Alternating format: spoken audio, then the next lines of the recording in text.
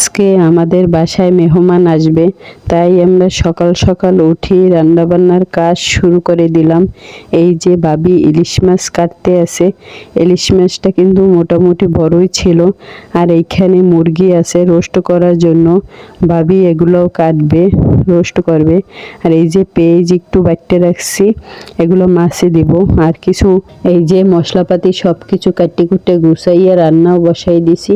এইখানে আমি গরুর মাংস বসাই দিছি, দুই চুলায় দুই পদের মাংস বসাই দিছি। একটা হচ্ছে গরু আর একটা হচ্ছে খাসি। আর এই যে দেখেন খাসির গোশ। আর লাকড়ির চুলায় রাঁধতে ভালোই লাগে, অনেক আমার কাছে ভালো লাগে। আর ওই যে দেখেন সুপারি, আমার মা সুপারি লাইসে ধুইছে শুকাবার জন্য। আর এই হচ্ছে আমাদের রান্নাঘর। এই যে এই প্রায় আমার গোশ হয়ে গেছে, এখন আমি এটা উঠিয়ে রাখবো। আর এই গোশটা একবারে বুনা বুনা করছি, গরুর গোশ। আর এই যে খাসির মাংস হয়ে গেছে, অল্প একটু মাখা মাখা রাখছি। লাকড়ির চুলায় এখন আর বেশি কিছু রান্না করব না, এখন যে কাজগুলো আছে এগুলো গ্যাসে করব। এই যে গ্যাসের চুলায় ইলিশ মাছ বসাই দিয়েছে ভাবি, কষাইতে আছে মাছটা। কষাবার পর ইলিশ মাছটা এই যে বাজ্যে রেখে দিছি, ইলিশ মাছও বসাই দিয়েছে।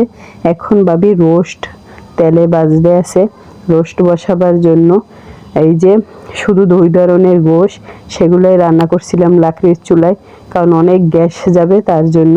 আর এই যে রোস্ট বাজতে আছে ভাবি, গড়ও আমাদের গুছানো হয়ে গেছে, এখন মেহমান আসবে একটু পরেই। এই যে গড় ঝাড়ু টাড়ু দিয়ে বিছনাবাড়ি গুছাইয়া রাইখা দিছি। ভাবি এখন রোস্ট বসাবে, তার জন্য মশলা কষাইতে আছে। আর এই যে দেখেন ইলিশ মাছ রান্না করা হয়ে গেছে, কি সুন্দর লোভনীয় হয়েছে। এক চুলায় তো রোস্ট বসাই দিছি, আর একটা চুলায় এখন আমি ভাত বসাই দেব চাল ধুইয়া, কিন্তু পানি নেই, এখন পানি ছাড়তে হবে তারপর। আর এই যে দেখেন রোস্ট কষাইতে আছে, রোস্ট প্রায় হয়ে আসতে আছে। ভাবির রোস্ট রান্না করা হয়ে গেছে, আর আমি চাল ধুইয়া ভাতও বসাই দিছি।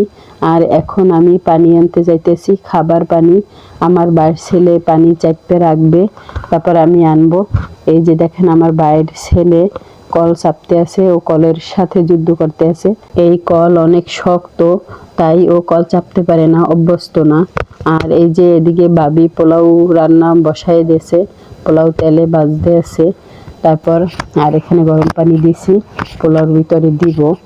আর আমাদের মোটামুটি রান্না প্রায় শেষ। এই যে পোলাওটাও হয়ে আসছে, অনেক জুড়ো জুড়ো হয়েছে, কিন্তু মাশাআল্লাহ অনেক সুন্দর হয়েছে পোলাওটা। আর আমাদের মেহমানও আসছে, আর ভাবি তাদের আপ্যায়ন করতে আছে। তো সবাই ভালো থাকবেন, আর যে পর্যন্তই, আল্লাহ হাফেজ।